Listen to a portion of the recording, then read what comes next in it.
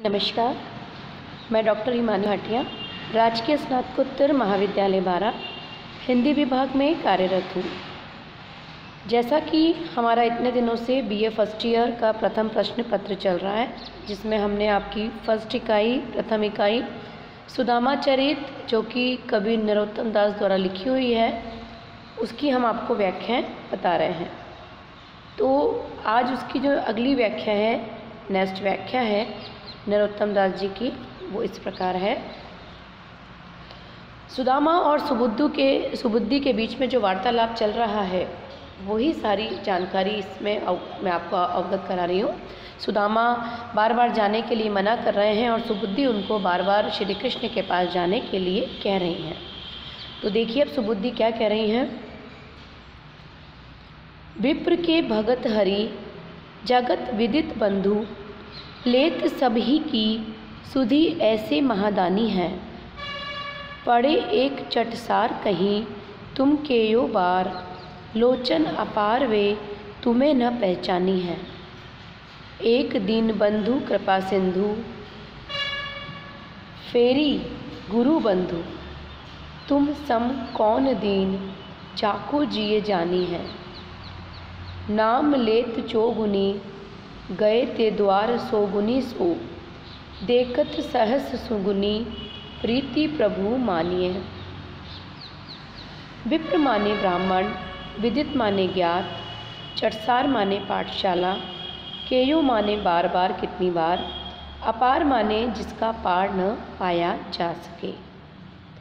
तो प्रस्तुत अवतरण नरोत्तम दास द्वारा रचित सुदामा चरित खंड काव्य से उद्गत है। इसमें सुदामा ने अपनी मित्रता की रीति पर प्रकाश डालते हुए कहा है कि मित्रता में प्रेम का निर्वाह आवश्यक है। आपस में प्रेम बना रहे, यह बहुत ही महत्वपूर्ण बात है। इसी संदर्भ में यह अवतरण सुबुद्धि का कथन है।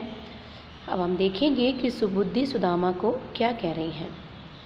विप्र के भगत हरि जगत विदित बंधु, सुबुद्धि कहती हैं कि आपके मित्र कृष्ण तो ब्राह्मणों के भक्त हैं और सारे जगत के सहायक हैं। लेत सभी की सुधि ऐसे महादानी हैं कि वो सबकी सुधि लेते हैं, उनको सबके बारे में पता है, वे सबका ध्यान रखते हैं, वह ऐसे महादानी है। यानी कि वो सबको जो जिस चीज़ को मांगता है उस चीज़ को वो देते हैं, मनचाहा वर देते हैं, महादानी है। आप उनके पास जरूर जाएं।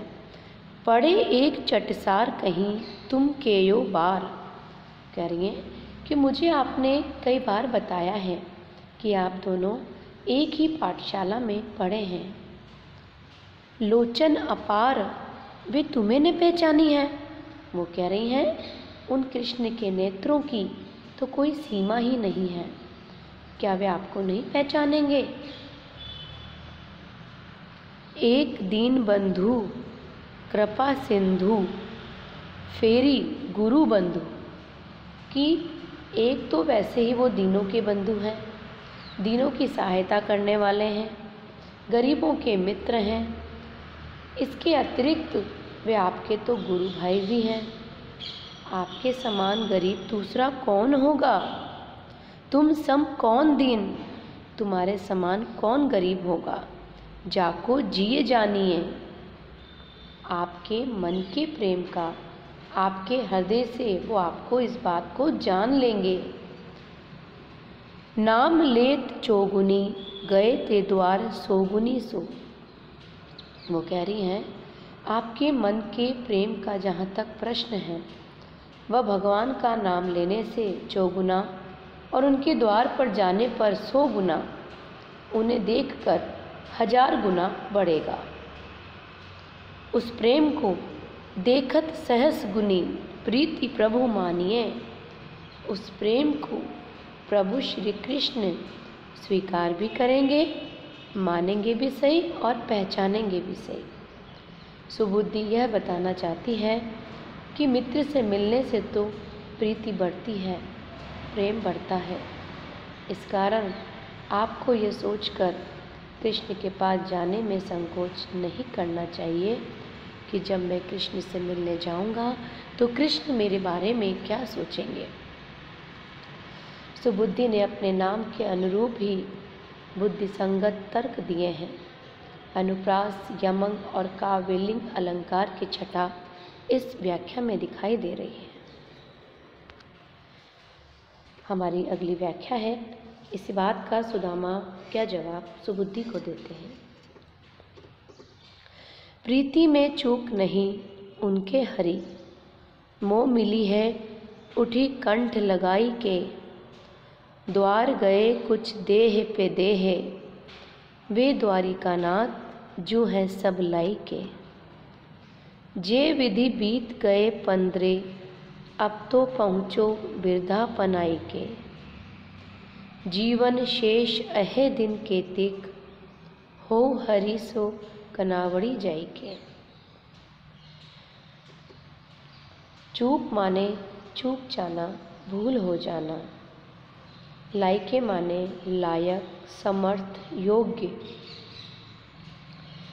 वृद्धापन माने वृद्धा अवस्था। अहे माने है और कनावड़ो माने छोटापन, आपका आभारी भी बोल सकते हैं हम। प्रस्तुत अवतरण नरोत्तम दास द्वारा रचे गए सुदामा चरित्र खंड काव्य से लिया गया है। सुदामा की पत्नी ने कहा कि कृष्ण के पास आपके नाम से तो प्रीति बढ़ेगी। तब सुदामा ने कहा, प्रीति में चूक नहीं उनके हरि, मोह मिली है उठी कंठ लगाई के। सुदामा कहते हैं, कृष्ण के मन में मेरे प्रति प्रेम में कोई कमी नहीं है। जैसे उनको पता चलेगा कि मैं उनसे मिलने आया हूँ, वे तुरंत अपनी जगह से उठेंगे और मुझे गले से लगा लेंगे। द्वार गए कुछ देह पे देह, उनके द्वार पर जाऊं तो वे जो कुछ देंगे वह तो देंगे ही। वे द्वारका के स्वामी हैं, वे द्वारिकानाथ जो है सब लाई के और सब प्रकार से संपूर्ण है। परंतु बात यह है कि जे विधि बीत गए 15, अब तो पहुँचो बिरधापन आई के। लेकिन मेरे मन में जो एक संकोच हो रहा है वो सुबुद्धि यह है कि मेरी 2 अवस्थाएं, बचपन और युवावस्था तो व्यतीत हो गई है, अब तो वृद्धावस्था आ गई है। मेरा अब तो जीवन काल शेष है, वह कितने दिन का है। जीवन शेष अहे दिन के तिक, ये जो जीवन बचा है मेरा वो कितने दिन का शेष है। हो हरि सो कनावड़ी जाई के। कहते हैं सुदामा कि अब मेरी वृद्धावस्था आ गई है, अब जो जीवन काल शेष है वो कितने दिन का है। बीती हुई 2 अवस्थाओं के देखे अब तो जीवन काल बहुत कम है, शेष है। अब इस छोटे से बचे हुए जीवन के लिए मैं भगवान का आभार एहसान क्यों लूँ। जीवन का इतना लंबा समय तो मैंने व्यतीत कर दिया, अब छोटा सा समय भी इसी तरह व्यतीत हो जाएगा। इस कारण अब उनके पास जाकर और कुछ लेकर मैं अपना छोटापन दिखाने की ज़रूरत सुबुद्धि नहीं समझता हूँ। इससे सुदामा के संतोषी स्वभाव, तर्क सम्मत उत्तर देने की क्षमता और स्वाभिमान की व्यंजना दिखाई देती है। बार बार एक ही ध्वनि का अनुस्वार होने से यहाँ पे अनुप्रास अलंकार का भी प्रयोग हुआ है। इसकी बात पर सुबुद्धि कहती हैं, हुजे कनावड़ो 12,000 लो, जो हितु दीन दयालु सो पाइए, तीनहु लोक के ठाकर जे, तिनके दरबार न जात ल जाइए। मेरी कही जिय में धरी के पिय, भूली न और प्रसंग चलाइए। और के द्वार सो काज कहाँ पिए, द्वारिका नाथ के द्वारे सिधाइए। पूजे माने होना चाहिए, धरी माने धारण करना, अपनाना। प्रस्तुत अवतरण नरोत्तम दास के सुदामा चरित से लिया गया है। सुदामा ने कहा कि अब मेरा जीवन कितना शेष है, और जो मैं कृष्ण का एहसान लूँ। तब उनकी पत्नी अपनी बात से कहती है, पूजे कनावड़ो 12,000 लो, जो हितु दीन दयाल सो पाइए। सुबुद्धि कहती है कि यदि दीनों पर दया करने वाले कृष्ण जैसे हितैषी मित्र मिले तो 1000 बार उनका एहसानमंद होना चाहिए। तीनहु लोक के ठाकुर जे, तिनके दरबार न जात ल जाइए। वे तो तीनों लोकों के स्वामी हैं, उनके द्वार पर जाने में तो आपको लज्जा का अनुभव भी कभी नहीं करना चाहिए। मेरी कही जिय में धरी के पिय, भूली न और प्रसंग चलाइए। कह रहे हैं कि उनके द्वार पर जाने में तो आपको लज्जा का अनुभव नहीं होना चाहिए। हे प्रिय, जिये में धरी के प्रिय, हे प्रिय, मेरा कहना ध्यान में रखकर अब आप इसके अतिरिक्त और कोई तर्क ही मत दीजिए। भूली न और प्रसंग चलाइए, भूल से भी आप कोई दूसरा प्रसंग मत चलाइए। और के द्वार सो काज कहाँ पिए, अब आप जाने का निश्चय कर लीजिए, क्योंकि आप अब तक दूसरों के द्वार पर जाते रहे हैं। और के द्वार सो काज कहाँ पिए, कि हे प्रिय, आप अभी तक दूसरों के द्वार पर जाते हैं, द्वारिका नाथ के द्वारे सिधाइए। परंतु इससे आपका कोई भला नहीं हुआ।